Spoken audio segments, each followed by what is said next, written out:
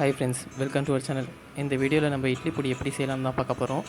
முதல்ல அடுப்பு லோ ஃப்ளேமில் வச்சுட்டு கருப்பு உளுந்து ஒரு கப்பு எடுத்து நல்லா வறுத்து எடுத்துக்கோங்க.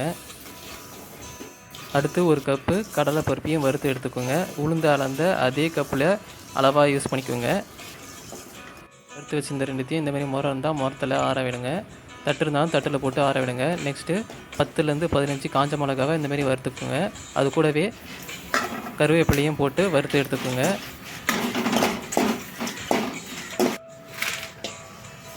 இதையும் முறத்தில் போட்டு ஆற வச்சுக்கோங்க. நெக்ஸ்ட்டு ஒரு ஸ்பூன் எண்ணெய் விட்டு ஒரு ஸ்பூன் சீரகம் போட்டுக்கோங்க. ஒரு ஸ்பூன் மிளகு போட்டுக்கோங்க. 10 பல் பூண்டு போட்டுக்கோங்க. வெள்ளை எள்ளு தேவையான அளவு போட்டுக்கோங்க.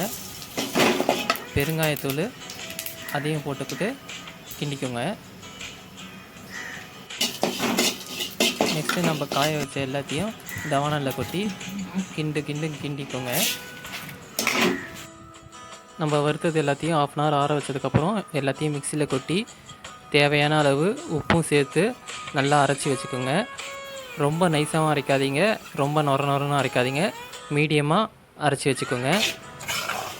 அரைச்சதுக்கப்புறம் இந்தமாரி வானலில் கொட்டி ஒரு 10 நிமிஷம் நல்லா ஆற வச்சுக்கோங்க. ஆற வச்சுட்டு டப்பாவில் போட்டு யூஸ் பண்ணிக்கோங்க. இந்தமாரி யூஸ் பண்ணிங்கன்னா 1 மாதத்துக்கு மேலே வரைக்கும் கெடாமல் இருக்கும்.